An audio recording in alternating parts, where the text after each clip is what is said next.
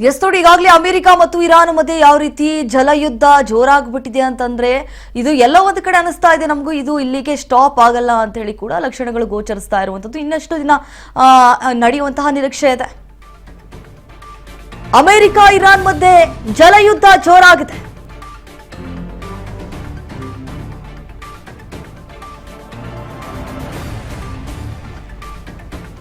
ಹಾರ್ಮುಜ್ ಬಂದಾದ್ರೆ ಜಗತ್ತಿಗೆ ಗಂಡಾಂತರ ಎದುರಾಗಲಿದೆ. ಭಾರತಕ್ಕೆ ಮತ್ತಷ್ಟು ಗ್ಯಾಸ್ ಅಭಾವದ ಹೊಡೆತ ಸಾಧ್ಯತೆ. ಗ್ಯಾಸ್ ಜೊತೆ ಪೆಟ್ರೋಲ್ ಆಗಿರಬಹುದು, ಡೀಸೆಲ್ ಅಭಾವದ ಭೀತಿ ಈಗಾಗಲೇ ಜೋರಾಗಿದೆ. ಈಗಾಗಲೇ ಜಲಸಂಧಿ ಕಬ್ಜಾಗೆ ಅಮೆರಿಕ ಸೇನೆ ಮುಂದಾಗಿರುವಂಥದ್ದು. ಅಮೆರಿಕ ಅಧ್ಯಕ್ಷ ಟ್ರಂಪ್ ಹುಚ್ಚಾಟದಿಂದ ಈ ರೀತಿಯಾದಂತಹ ಗಂಡಾಂತರ ಎದುರಾಗ್ತಾ ಇದೆ. ಈಗ ಅಮೆರಿಕ ಇರಾನ್ ಮಧ್ಯೆ ಜಲಯುದ್ಧ ಜೋರಾಗಿರುವಂಥದ್ದು. ಒಟ್ನಲ್ಲಿ ಹೇಗಾದ್ರೂ ಮಾಡಿ ಹಾರ್ಮುಜ್ ಜಲಸಂಧಿಯನ್ನ ಕಬ್ಜಾ ಮಾಡಿಕೊಳ್ಬೇಕು, ತಮ್ಮ ವಶಕ್ಕೆ ಪಡೆದುಕೊಳ್ಬೇಕು ಅನ್ನುವಂತಹ ಚಿಂತನೆಯಲ್ಲಿದ್ದಾರೆ. ಗ್ಯಾಸ್ ಜೊತೆ ಪೆಟ್ರೋಲ್ ಆಗಿರ್ಬೋದು, ಡೀಸೆಲ್ ಆಗಿರ್ಬೋದು, ಇದೇ ರೀತಿಯಾಗಿ ಯುದ್ಧ ಮುಂದುವರೆದು ಬಿಟ್ರೆ ನಮ್ಮ ಕರ್ನಾಟಕದಲ್ಲಿ ಮತ್ತೆ ಗ್ಯಾಸ್ನ ಎಫೆಕ್ಟ್ ತಟ್ಟುವಂತಹ ಸಾಧ್ಯತೆ ಹೆಚ್ಚಾಗಿದೆ. ಸೊ ಎಲ್ಲರೂ ಕೂಡ ನಿನ್ನೆ ಕಾತುರದಿಂದ ಕಾಯ್ತಾ ಇದ್ರು, ಏನಾಗುತ್ತೆ ಶಾಂತಿ ಸಂಧಾನ ಸಭೆ ಅಂತ ಹೇಳಿ. ಎಲ್ಲ ಒಂದ್ ಕಡೆ ಅನ್ಕೊಂಡಿದ್ರು ಇಲ್ಲಿಗೆ ಸ್ಟಾಪ್ ಆಗುತ್ತೆ, ಇಲ್ಲಿಗೆ ನಿಂತೋಗುತ್ತೆ ಅಂತ ಹೇಳಿ, ಸಂಧಾನ ಸಭೆ ಸಕ್ಸಸ್ ಆಗುತ್ತೆ ಅಂತ ಹೇಳಿ ಅನ್ಕೊಂಡಿದ್ರು. ಆದ್ರೆ ವಿಫಲ ಆಯಿತು. ಕೆಲವೊಂದು ಷರತ್ತುಗಳನ್ನ ಒಪ್ಕೊಳ್ಳಿಲ್ಲ ಅಮೆರಿಕ ಅಧ್ಯಕ್ಷರಾಗಿರುವಂತಹ ಡೊನಾಲ್ಡ್ ಟ್ರಂಪ್ ಅವರು.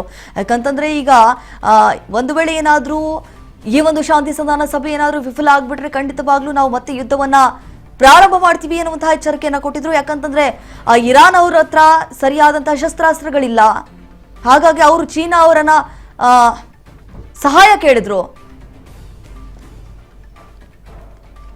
ಸೊ ಈಗ ಮತ್ತೆ ಯುದ್ಧ ಪ್ರಾರಂಭವಾಗಿದೆ. ಹಾರ್ಮುಜ್ಗಾಗಿ ಇರಾನ್ ಉಳಿಸ್ಕೊಳ್ಳೇಬೇಕು ಅನ್ನುವಂತಹ ಸರ್ಕಸ್ ಮಾಡ್ತಾ ಇದ್ರೆ, ಮತ್ತೊಂದು ಕಡೆ ಅಮೆರಿಕ ಅಧ್ಯಕ್ಷರಾಗಿರುವಂತಹ ಡೊನಾಲ್ಡ್ ಟ್ರಂಪ್ ಸೇನೆಯನ್ನ ಮುಂದುಬಿಟ್ಟಿದ್ದಾರೆ. ನಿರಂತರವಾಗಿ ದಾಳಿ ಮಾಡಲಾಗ್ತಾ ಇದೆ, ಹೇಗಾದ್ರೂ ಮಾಡಿ ತಮ್ಮ ವಶಕ್ಕೆ ಪಡೆದುಕೊಳ್ಬೇಕು ಅನ್ನುವಂತಹ ನಾನಾ ರೀತಿಯಾದಂತಹ ಕಸರತ್ತನ್ನ ಮಾಡ್ತಾ ಇರುವಂತದ್ದು. ಸೊ ಈಗಾಗಲೇ ನೋಡಿ ಅಮೆರಿಕ ಇರಾನ್ ಕದನ ವಿರಾಮ ಮಾತುಕತೆ ವಿಫಲ ಆಗ್ಬಿಟ್ಟಿದೆ. ಅತ್ಯುತ್ತಮ ಪ್ರಸ್ತಾವನೆ ಕೂಡ ಮುಂದಿಟ್ಟಿದ್ರು, ಇರಾನ್ ಅದನ್ನ ಸ್ವೀಕರಿಸಲಿಲ್ಲ. ಕೆಲವೊಂದು ಅಂಶಗಳನ್ನ ಮುಂದಿಟ್ಟಂತಹ ಸಂದರ್ಭದಲ್ಲಿ ಇರಾನ್ ಅದನ್ನ ಒಪ್ಕೊಳ್ಳೇ ಇಲ್ಲ. 21 ಗಂಟೆಗಳ ಸಭೆ ಆಗಿದೆ, ಎಲ್ಲೋ ಒಂದು ಕಡೆ ಒಪ್ಪಂದ ಆಗತ್ತೆ ಈ ಒಂದು ಶಾಂತಿ ಸಂಧಾನ ಸಭೆಯಲ್ಲಿ. ಆದ್ರೆ ಕೊನೆಗೂ ಒಪ್ಪಂದ ಏರ್ಪಡ್ಲಿಲ್ಲ.